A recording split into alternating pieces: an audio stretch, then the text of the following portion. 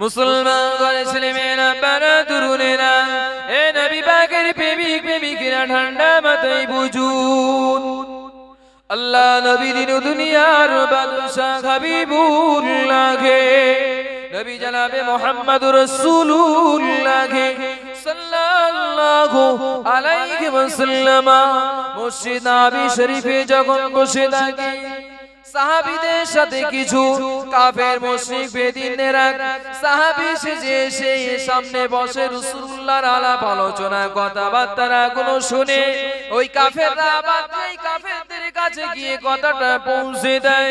কি আলোচনা করে, কি পরামর্শ করে, এই পরামর্শটা আলোচনাটা ওই কাফেরদের কাছে পৌঁছে দেয়। ওই কাফেররা সেই অনুযায়ী রাসূলুল্লাহর সাথে বিরোধিতা করে, রাসূলুল্লাহকে তেমন ভাবে অত্যাচার করে। ও আমার মুসলমান নওজোয়ান যুবকেরা, ঠান্ডা মাথায় বুঝুন, গভীর ভাবে উপলব্ধি করুন, আমরা এমন এক নবীর উম্মত হয়েছি, আমরা এমন এক নবীর উম্মত হয়ে এসেছি। একবার ভাবুন, ঠান্ডা মাথায় একবার কথাটা শ্রবণ করুন। ও মুসলমান ঘরের মা বোনেরা, তোমরাও একবার ঠান্ডা মাথায় কথাটা শ্রবণ করুন। আল্লাহ নবী ওই সমাধি যে আলোচনা করে কাফেররা সেই অনুযায়ী সেই কথাটাকে শুনে কাফেররা একসাথে দারুণ নয় বসে মিটিং আলাপ আলোচনা করে রাসূলুল্লাহর সাথে বিরোধিতা করে। ওই সময় আল্লাহ পাক কোরআনে বললেন, ও হাবিব, ওরা সবাই কিন্তু মুমিন নয়, তুমি কথাগুলো একটু সাবধানে বলো, ওরা তোমাকে ঠকাতে চেয়েছে।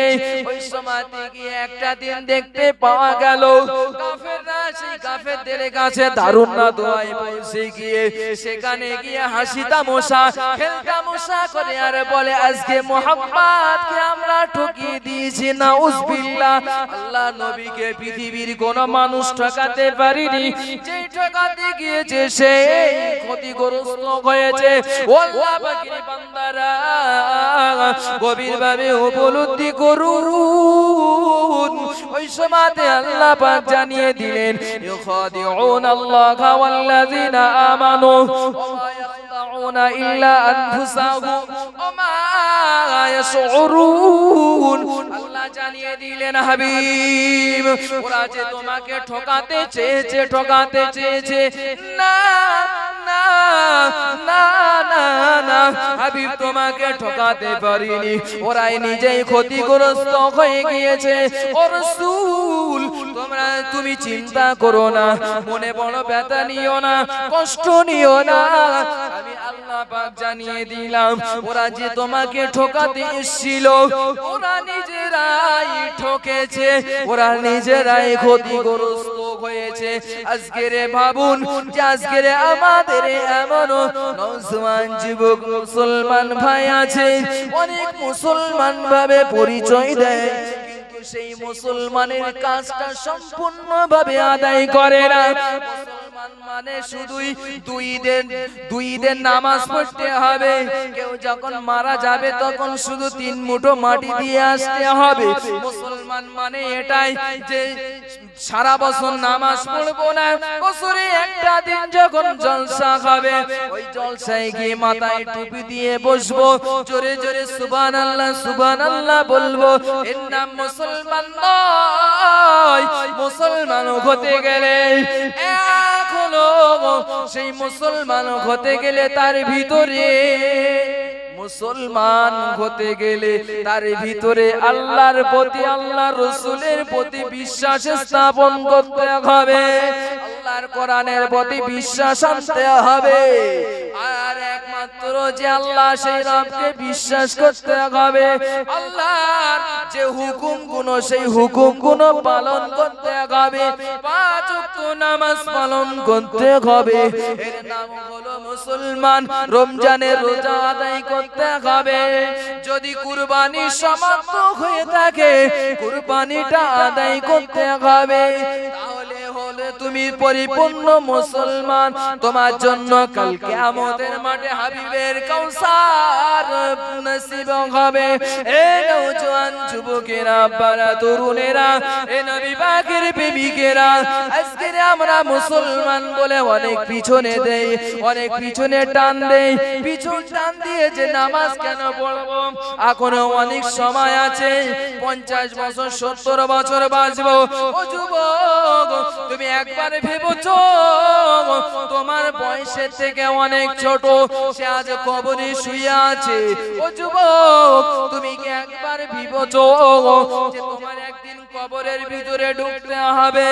ও মুসলমান ঘরের মা বোনেরা, তোমরা কি ভেবেছো যে আমরা যদি নামাজ আদায় না করি, আমরা যদি আল্লাহ পাকের হুকুম যদি না মান্যতা দেই, আল্লাহ পাকের পাঠানো হুকুম গুলো যদি না মানি, নবীর সুন্নাত, রাসূলুল্লাহর রেখে যাওয়া সুন্নাত গুলো যদি না মান্যতা দেই, আমার জন্য আল্লাহ পাকের আযাব কবরের ভিতরে অবশ্যই আছে।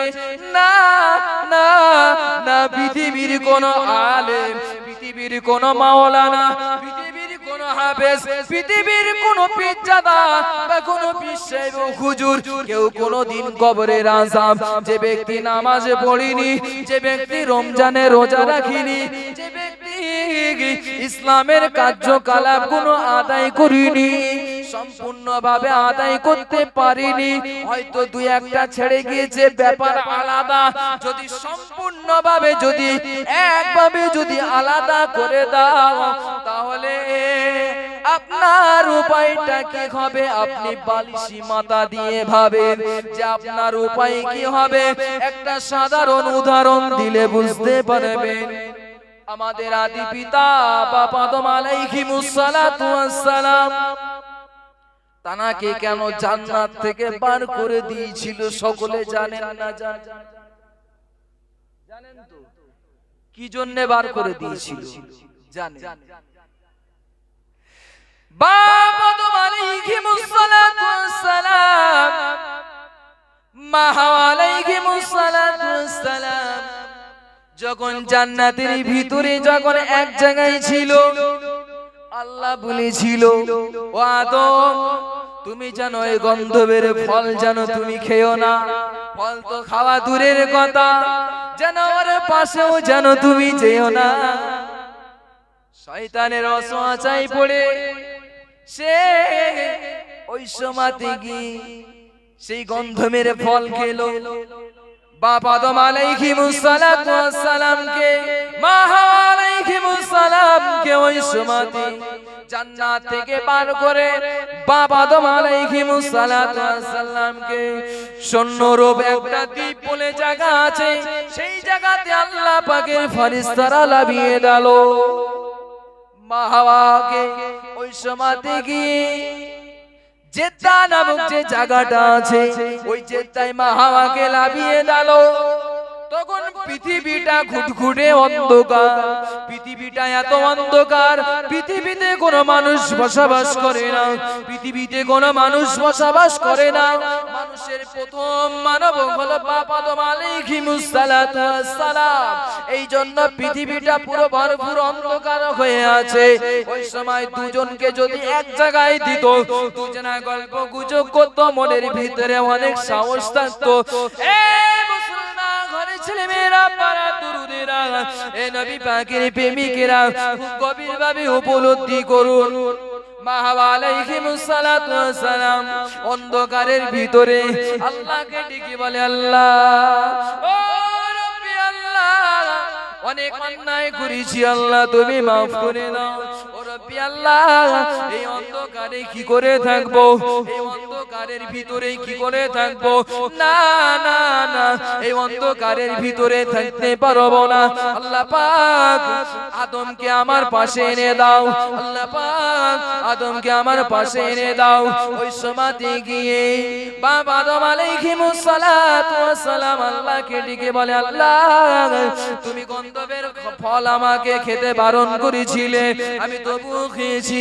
আল্লাহ পাক, জানি তুমি আমার উপরে নারাজ হয়ে করেছো আল্লাহ পাক আমি অনেক ব্যথা পেয়েছি অনেক ব্যথা দিয়েছি আল্লাহ তুমি আমাকে ক্ষমা করে দাও ও রব্বি আল্লাহ আমাকে maaf করে দাও ও রব্বি আল্লাহ এমন আর কোনো দিন হবে না আল্লাহ পাক তুমি আমাকে ক্ষমা করে দাও আমাকে maaf করে দাও এমন ভাবে কাঁদতে কাঁদতে কাঁদতে কাঁদতে 350 বছর ধরে কেঁদে কেঁদে কেঁদে কেঁদে চোখের পানি ঝরায় 350 বছর পরে বাবা আদম আলাইহিস সালাতু ওয়াস সালামের দোয়াটা আল্লাহ পাক কবুল করে নিলেন বাবা আদম আলাইহিস সালাতু ওয়াস সালাম যখনই দোয়া করলো ربنا ظلمنا أنفسنا وإن لم تغفر لنا وترحمنا لنكونن من الخاسرين ও রব্বি আল্লাহ নফসের প্রতি জুলুম করেছি ও রব্বি আল্লাহ শয়তানের ওয়াসওয়াসায় পড়েছি ও রব্বি আল্লাহ অনেক গুনাহ করে ফেলেছি আল্লাহ ও রব্বি আল্লাহ তুমি যদি গুনাহ যদি ক্ষমা না করো আমি ক্ষতিগ্রস্ত হয়ে যাব রব্বি আল্লাহ তুমি maaf করে দাও এমন কোন দিন আর হবে না যখন দোয়া করে বাবা আদম আলাইহিস সালাতু ওয়াস সালাম যখন দোয়া করে ওই সময়তে আল্লাহ পাক সঙ্গে সঙ্গে বাবা আদম আলাইহিস সালাতু ওয়াস সালামের দোয়াটা আল্লাহ পাক কবুল করে নেয় 300 বছর ধরে কেঁদে কেঁদে কেঁদে কেঁদে তারপরে আল্লাহ দোয়াটা কবুল করেছে কিন্তু জান্নাতের ভিতরে জায়গা দিয়েছিল তখন আগে যেমন বাপ আদম আলাইহিস সালাতু ওয়াস সালাম আর মা হাওয়া যখন জান্নাতে যেমন দুজন ছিল তেমন আর পেয়েছিল জায়গা পেয়েছিল পায়নি কেন বলে দিন আল্লাহর হুকুম অমান্য করার কারণে ক্ষমা করে দিয়েছে কিন্তু অমান্য করার কারণে আল্লাহ পাক জান্নাত থেকে বাইরে নামিয়ে দিলেন আল্লাহ বললেন আদম তুমি এবার জমিনে থাকো কথায় বলে না সুখে থাকলে কি লয় বুঝতে পেরেছে তা আমাদের মুসলমান এখন এমনই হয়েছে আল্লাহর হুকুম মানবে না নামাজ পড়বে না বাপের কবর জিয়ারত করবে তখন একবার আসবে মুসলমান ছেলেমেয়েরা বাবা তরুণেরা এ নবী পাকের প্রেমিক প্রেমিকেরা ঠান্ডা মাথায় বুঝুন গভীরভাবে উপলব্ধি করুন ওই সময়তে বাবা আদম আলাইহিস সালাতু ওয়াস সালাম আল্লাহকে হাত তুলে দোয়া করলেন আল্লাহ এতদিন আমরা তো একসাথে ছিলাম জান্নাতে তো আমরা একসাথে ছিলাম মা হাওয়া যখন একসাথে ছিল ওই সময় বাবা আদম আলাইহিস সালাতু ওয়াস সালাম বলে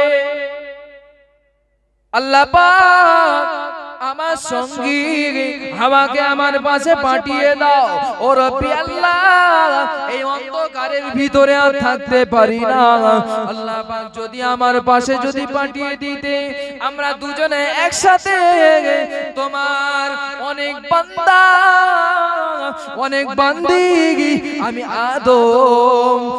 আদম অনেক বান্দা বান্দির ব্যবস্থা করব অনেক বান্দা বান্দির জন্য যাতে আমার ছেলে পিলে হয় সেই ব্যবস্থা করব ওই সময়তে আল্লাহ পাক সঙ্গে সঙ্গে ওই সময় বাবা আদম আলাইহিস সালাতু ওয়াস সালামকে আল্লাহ বললেন আদম তুমি একটু সামনের দিকে এগিয়ে যাও তুমি একটু সামনের দিকে এগিয়ে যাও এখন যে জায়গাটায় কাবা আছে ওই কাবাটা তৎকালীন তখন সেই কাবাটা ছিল না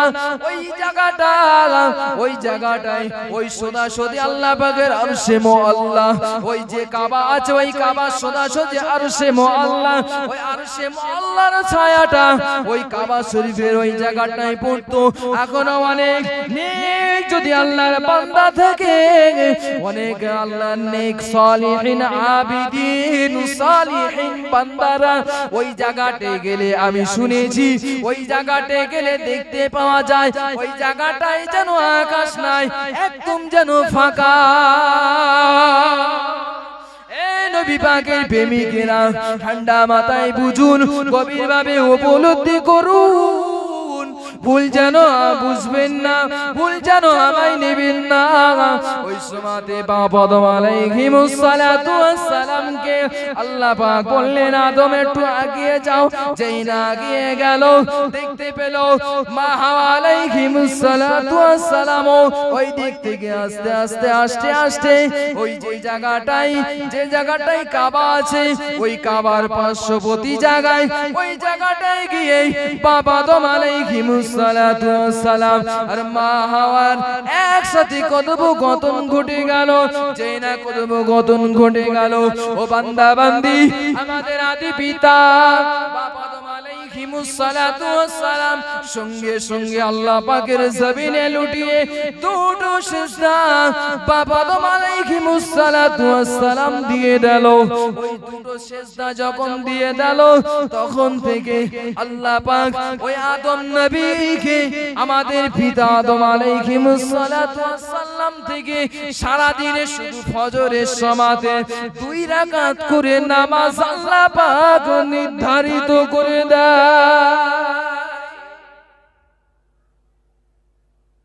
যখন বাপ আদম আলাইহিস সালাতু ওয়াস সালাম একটু নজর আগের দিকে বাড়িয়ে দিল, দেখতে পেল আম্মা জান হাওয়া আলাইহিস সালাতু ওয়াস সালাম সঙ্গে সঙ্গে দেখতে পেল কথোপকথন ঘটলো। সঙ্গে সঙ্গে বাপ আদম আলাইহিস সালাতু ওয়াস সালাম খোদার জমিনে শুকরিয়া 2 রাকাত দুটো সিজদা দিল। ওই দুটো সিজদা আল্লাহ পাক কবুল করে নিয়ে সেখান থেকে সারা দিনে শুধু 2 রাকাত করে ফজরের নামাজ আল্লাহ নির্ধারিত করে দিল। বুঝতে পেরেছেন? আমরা যদি কোনো একটা ভালো কাজ করি, আমাদের ঘরের ছেলে মেয়েদের টাকা দেই কিসের জন্য? গান বাজনা ফাংশন এইসব। গান বাজনা এইদিকে আমরা মেতে থাকি। তাহলে ভাবুন যে আমরা কোথায় চলে এসেছি।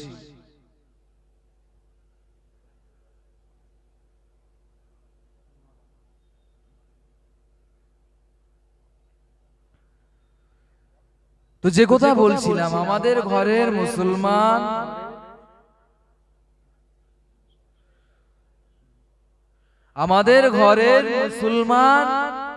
ছেলেরা খুশিতে গান বাজনা, এখন তো অনেক রঙিন পানির দিকেও বেরিয়ে গেছে, যায়নি?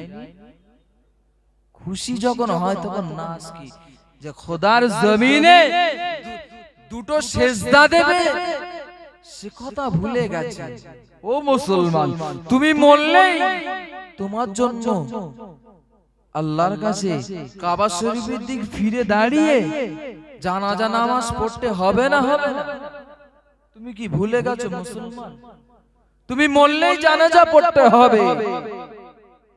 তুমি মারা যাবার সময় তোমার কবরের ধারে দাঁড়িয়ে যখন কবর জিয়ারত করবে, যখন সর্বসানি করবে, তখন সূরা ফাতিহা কালামুল্লাহ শরীফ থেকে সূরা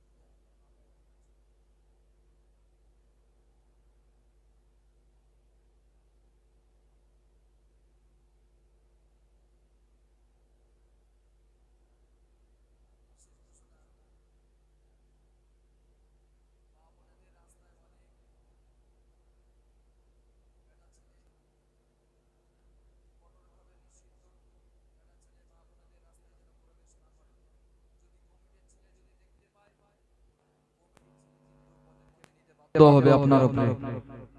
আর পুরুষদের রাস্তায় কোনো মা বোনেরা যেন না আসে। যে কথা বলছিলাম, আজকে আমরা মুসলমান, আজকে আমরা যে আগামী দিনগুলো আমরা ভুলে গিয়েছি, যে আমাদেরকে একদিন উঠতে হবে কিয়ামত বলে আমার কবরে মাটি দেবে। মিনহা খালাকনাকুম ওয়া ফিহা নুঈদুকুম ওয়া মিনহা নুখরিজুকুম তারাতান উখরা। এই দুয়াটা পড়ে মাটি দেয় না, দেয় না, দেয় তো।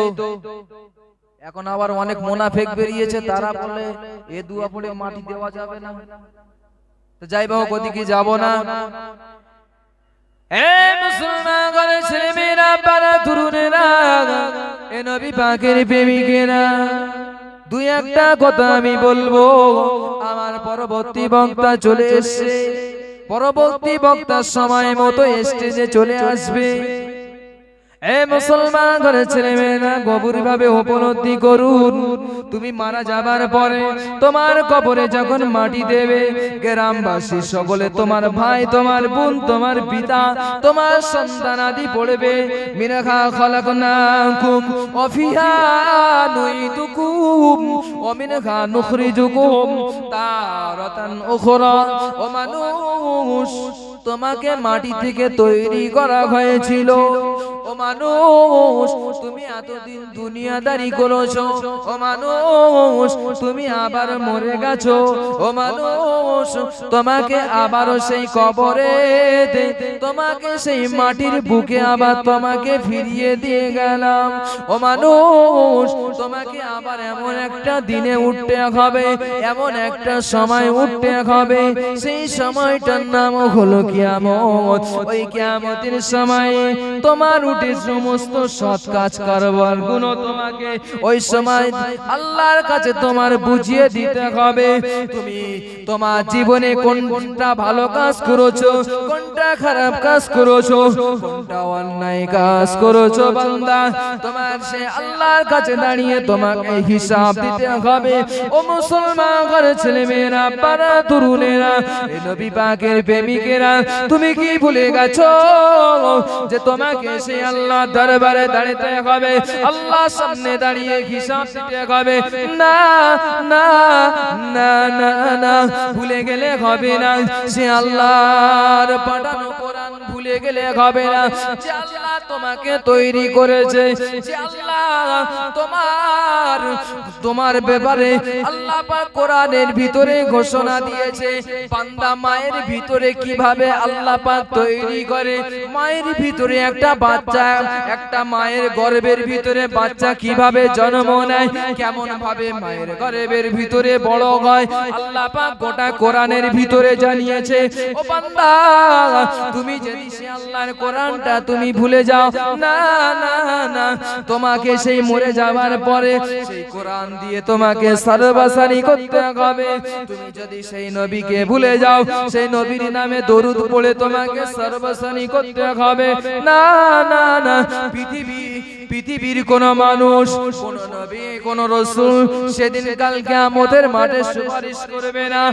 একমাত্র আমাদের নেতা, আমাদের নবী মুহাম্মদুর রাসূলুল্লাহ সাল্লাল্লাহু আলাইহি ওয়াসাল্লাম তোমার পাশে দাঁড়িয়ে তোমাকে সুপারিশ করবে। সেই নবীর পরিচয় বানাও, সেই নবীর মায়া, সেই নবীর ভালোবাসা দিলের ভিতরে পয়দা করো। ও বান্দা বান্দি, যদি তোমার দিলে সেই নবীর মায়া ভালোবাসা পয়দা যদি না হয়, তাহলে তোমার জন্য কাল কিয়ামতের মাঠে সুপারিশ কি করবে? পৃথিবীর বন্ধুত্ব যেমন খাতির হয়, তেমন আমাদের নবী জনাবে মুহাম্মদুর রাসূলুল্লাহ সাল্লাল্লাহু আলাইহি ওয়াসাল্লামের সাথে তেমন ভালোবাসা, তেমন দিলের সাথে ভালোবাসা পয়দা করো। আল্লাহ পাক তোমাকে কাল কিয়ামতের মাঠে রাসূলুল্লাহ শাফাআত নসিব হয়ে যাবে। বান্দা বান্দি গভীরভাবে উপলব্ধি করুন যে কথা বলছিলাম। বাবা আদম আলাইহিস সালাতু ওয়াস সালাম, মা হাওয়া দুজনকে যখন মিলিত করলো, তখন বাবা আদম আলাইহিস সালাতু ওয়াস সালাম আল্লাহর কদমে দুটি সিজদা দিয়ে দিল। সেই সময় থেকে দুরাক রাকাত করে ফরজের নামাজ শুরু হয়ে গেল। তখন তৎকালীন বাবা আদম আলাইহিমুস সালাতু ওয়াস সালাম থেকে নিয়ে আমাদের নেতা আমাদের নবী পর্যন্ত যত নবী রাসূল এসে সকলের উপরে কারোর উপরে দুরাকাত কারোর উপরে দুরাকাত করে, এমন দুরাকাত হয়তো কারোর জন্য দুই ওয়াক্ত কারোর জন্য এক ওয়াক্ত করে আল্লাহ পাক নামাজ নির্ধারিত করে দিলেন। আমাদের নেতা আমাদের নবীর উপরে আল্লাহ পাক ভালোবেসে 50 ওয়াক্ত নামাজ দিয়েছে। ওই 50 ওয়াক্ত আমাদের নবীর খাতিরে আল্লাহ পাক মাত্র 5 ওয়াক্ত দিয়েছে। আল্লাহ পাক সেই নবীর ভালোবাসায় 5 ওয়াক্ত রেখে 45 ওয়াক্ত কমিয়ে দিল। আল্লাহও জানিয়ে দিলেন বান্দারে যদি 5 ওয়াক্ত নামাজ যদি সঠিক সময় যদি আদায় করে আমি আল্লাহ ওই বান্দার 50 ওয়াক্ত নামাজের সব আমল নামাই দেব। নবী পাকের প্রেমিকেরা ঠান্ডা মাথায় বুঝুন, গভীরভাবে উপলব্ধি করুন। আল্লাহর কাছে দোয়া করেছিল, আল্লাহ তুমি যদি আমার স্ত্রী হাওয়াকে যদি মিলিত করে দাও তাহলে দুজনা আমরা অনেক সন্তান জন্ম দেব, তোমার ইবাদত করবে। ওই সময়তে বাবা আদম আলাইহিমুস সালাতু ওয়াস সালাম ওই সময়তে আল্লাহর কাছে যে দোয়া চেয়েছিল আল্লাহ দোয়া কবুল করে নিল। আল্লাহ পাক বাবা আদম আলাইহিমুস সালাতু ওয়াস সালামকে অনেকগুলি ছেলে দিল। ওই ভিতরে একটা ছেলের নাম ছিল শীস আলাইহিমুস সালাতু ওয়াস সালাম। সেও নবী শীস নবী। ওই সময়তে বাবা আদম আলাইহিমুস সালাতু ওয়াস সালাম প্রত্যেক ছেলেকে এক জায়গায় ডেকে বলল, আমার ছেলেরা আমার অনেক ফল খেতে ইচ্ছা হয়, আমার অনেক ধরনের ফল খেতে ইচ্ছা হয়, যা যতটুকু কথাবার্তা বলে বাবা আদম আলাইহিমুস সালাতু ওয়াস সালাম চুপ হয়ে গেল। ওই সময়তে গিয়ে বাবা আদম আলাইহিমুস সালাতু ওয়াস সালাম চুপ হয়ে যাবার সব ছেলেরা চলে গেল। নবী শীস আলাইহিমুস সালাতু ওয়াস সালাম ওই সময়তে গিয়ে বাপের সামনে বসে আছে আর উঠে না। বাবা আদম আলাইহিমুস সালাতু ওয়াস সালাম জিজ্ঞাসা করে, ও শীস তুমি কেন যাও না? সব আমার ছেলেরা চলে গেল, তোমার ভাইরা সকলে ফল ফুরালি আনতে চলে গেল, ও শীস তুমি কেন এখনো যাওনি? না না না না না আব্বাজান বেয়াদবি মাফ করুন, বেয়াদবি ক্ষমা করুন, না না না পারবো না আব্বাজান। আমি শীস আমি বাজার থেকে কিনবো না, আমি বাজার থেকে আমি ফল ফুরালি আনবো না। আব্বা জান তুমি এতদিন পরে আমাদের কাছে কোনোদিন ফল ফুরালি খেতে চাওনি, ও আব্বা জান এতদিন পরে তুমি আমাদের কাছে ফল ফুরালি খেতে চেয়েছো। আমার অন্যান্য ভাইরা বাজারে চলে গিয়েছে, না না না না না না না পারবো না পারবো না আব্বা জান। আমি আল্লাহর কাছে দোয়া করব, আল্লাহ পাক যেন আমাকে যেন জিবরাইল আলাইহিমুস সালাতু ওয়াস সালামের মাধ্যমে যেন জান্নাতি ফল আমার আব্বা জানের জন্য যেন পাঠিয়ে দেয়। দুরূদ শরীফ আল্লাহুম্মা সাল্লি আলা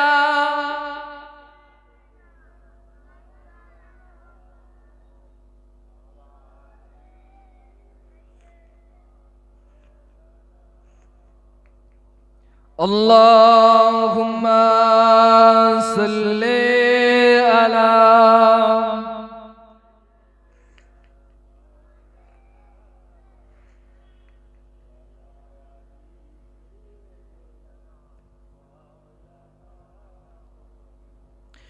একলা জীবন একলা মরণ একলা চলতে কিসের ভয়, একলা জীবন একলা মরণ একলা চলতে কিসের ভয় এ দুনিয়ার মানুষগুলো কেউ তো কারো নয় গো এই দুনিয়ার মানুষগুলো কেউ তো কারো নয় একলা জীবন একলা মরণ একলা চলতে কিসের ভয় এ দুনিয়ার মানুষগুলো কেউ তো কারো নয় পৃথিবীর মানুষ কি কেউ কারো কেউ কারো বাপ যদি মরে সন্তান গ্রামবাসীকে বলবে যে আমার বাপকে তাড়াতাড়ি দিয়ে এসো ছেলে হিসাব করবে বাপের কত বিঘে জমি আছে বাপের কত টাকা ব্যাংকে পড়ে আছে করবে না করবে না সন্তান যদি মরে বাপ কি করবে দিয়ে আসবে পৃথিবীর মানুষ কেউ কারণ নয় ক্ষণেকে দুনিয়া আল্লাহ আমাদেরকে পাঠিয়েছে সিরিয়াল রূপে আল্লাহ পাঠিয়েছে যে জান্নাতে যাওয়ার জন্য কিছু পুঁজি সঞ্চয় করতে হবে পুঁজি কিছু সঞ্চয় করতে হবে সেই জন্য আল্লাহ পাঠিয়েছে একলা জীবন একলা মরণ একলা চলতে কিসের ভয় এ দুনিয়ার মানুষগুলো কেউ তো কারো নয় গো এ দুনিয়ার মানুষগুলো কেউ তো কারো নয় শরত ছাড়া কেউ চলে না শরত ছাড়া কেউ চলে না মনের ব্যথা কেউ বোঝে না কারো দুঃখ দেখলে আবার করে দুঃখের অভিনয় এ দুনিয়ার মানুষগুলো কেউ তো কারো নয় গো এ দুনিয়ার মানুষগুলো কেউ তো কারো নয় একলা জীবন একলা মরণ একলা চলতে কিসের ভয় এ দুনিয়ার মানুষগুলো কেউ তো কারো নয় গো এ দুনিয়ার মানুষগুলো কেউ তো কারো নয় যে বুঝবে তোমার মনের কথা মুছে দেবে সকল ব্যথা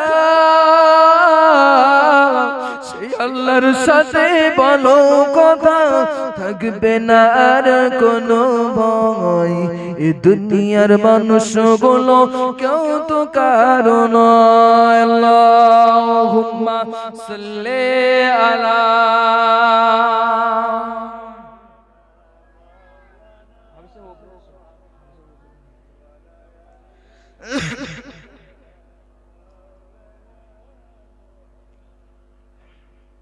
যে কথা বলছিলাম মুসলমান ঘরে ছেলে মেয়েরা বড় দুরুনেরা নবী শীষ আলাইহিমুস সালাতু ওয়াস সালাম ওই সমাধি গিয়ে মরুভূমিতে এক পাহাড়ে মরুভূমি জায়গায় যেখানে চতুর্দিকে তাকিয়ে তাকিয়ে যেন মরুভূমি দেখতে পায় এমন একটা জায়গায় গিয়ে দেখতে পেল পাহাড় আছে নবী শীষ আলাইহিমুস সালাতু ওয়াস সালাম ভাবছে যদি ওই পাহাড়ের উপরে যদি উঠে যদি আল্লাহকে ডেকে বলি আল্লাহ আল্লাহ অবশ্যই আমার ডাক শুনে নেবে এ নওজোয়ান যুবকেরা নবী শীষ আলাইহিমুস সালাতু ওয়াস সালাম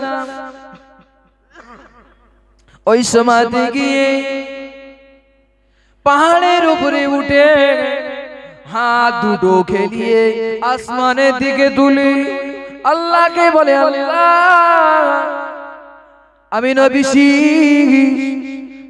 আমার আব্বা জান অনেক অসুস্থ আমার আব্বা জান অনেক বৃদ্ধ মানুষ সন্তানের কাছে ফল ফুরালি খেতে চেয়েছি রব্বি আল্লাহ আমার অন্যান্য ভাইরা বাজারে চলে গিয়েছে ফলের জন্য আমি আমার বাপের কাছে বলে এসেছি আমার মনে বড় আশা আমার মনে বড় আশা যে আল্লাহ আমি তোমার জান্নাতের ফল আমার আব্বা জানকে ভক্ষণ করাবো কেননা আমার আব্বা জান যখন জান্নাতের ভিতরে যখন এসেছিল তখন শুরু হয়েছিল জান্নাতি ফল দিয়ে।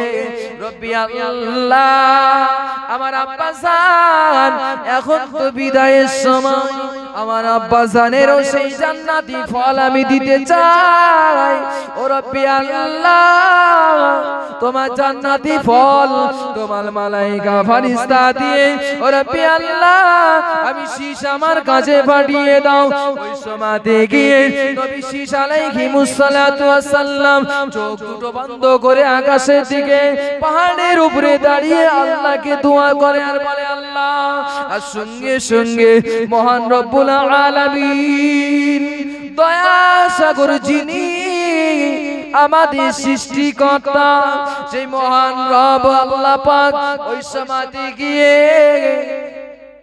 আল্লাহর বান্দা নবী শীষ আলাইহিমুস সালাতু ওয়াস সালামের হাতে সেই ফল ফুরালি গুলো আল্লাহ পাকের ফেরেশতা জিবরাইল আলাইহিমুস সালাতু ওয়াস সালাম যেইনা দিয়ে গেল।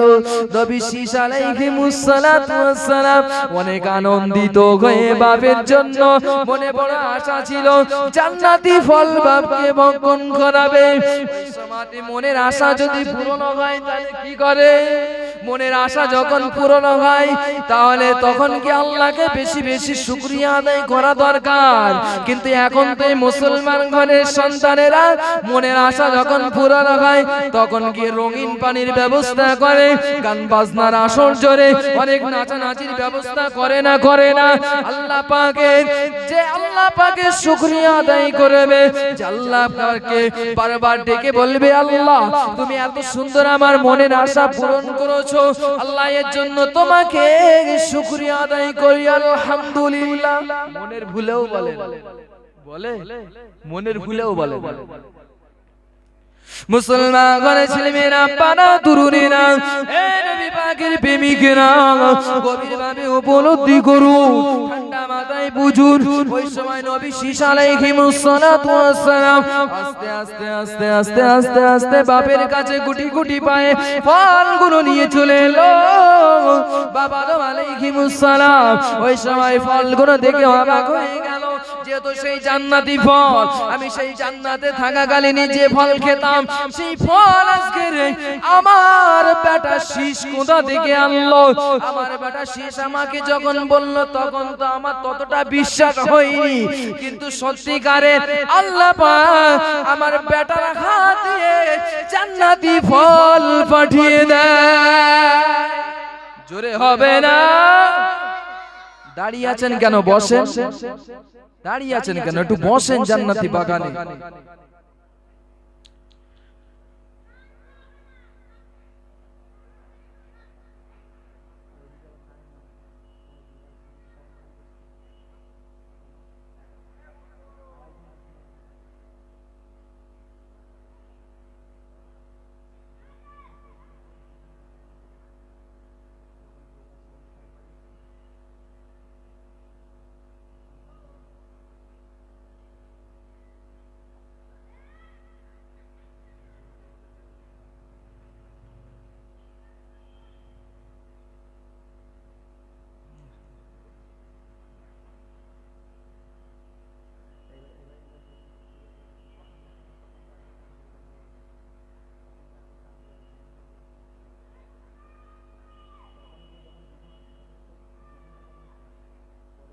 দুরূদ শরীফ পড়েন আল্লাহুম্মা সাল্লি আলা।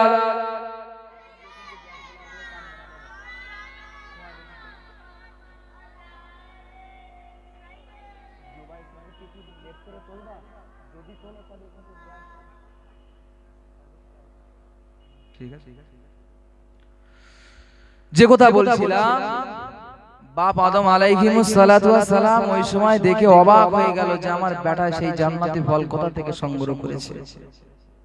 এই জান্নাতি ফল তো এনে দিয়েছে। মুসলমান ঘরের ছেলেমেয়েরা পাড়া তরুণেরা নবী পাকের প্রেমিক প্রেমিকেরা ঠান্ডা মাথায় বুঝুন, গভীরভাবে উপলব্ধি করুন। ওই সময়তে গিয়ে নবী শীষ আলাইহিমুস সালাতু ওয়াস সালামকে বাপ আদম আলাইহিস সালাতু ওয়াস সালাম সমস্ত বেটাদেরকে ডেকে বসিয়ে বলল, ও বেটা, তোমাদের ভিতরে তোমাদের এক ভাই তোমাদের ভিতরে এক ভাই মাত্র নবুয়ত পাবে, এক ভাই নবুয়ত পাবে। ওই সময়তে ভাই ভাই মনে মনে করছে কাকে দেবে নবুয়তের দায়িত্ব, কিন্তু আল্লাহ তরফ থেকে তো এগুলো ফয়সালা হয়ে যায় যে কি হবে। যেমন গত রাত্রে বেলা পানি হয়েছিল, এটাও তো আল্লাহ পাকের উপর থেকে ফয়সালা হয়েছে না দুনিয়ার মানুষ করেছে? আল্লাহ পাকের ফয়সালা অনুযায়ী পানি হয়েছে। এ মুসলমান ঘরে ছেলে মেয়েরা, বাবা তরুণেরা, এ নবী পাকের প্রেমিক প্রেমিকেরা, ঠান্ডা মাথায় বুঝু। ওই সময়তে গিয়ে বাবা আদম আলাইহিস সালাতু ওয়াস সালাম বললেন, ও আমার বেটারা, শোনো শোনো শোনো, আমি যখন মারা যাব, আমি মারা যাবার পরে তোমার এই ভাইদের ভিতরে এক ভাই সে নবুয়তের দরজা পাবে, সেটা হলো নবী শীস আলাইহিস সালাম।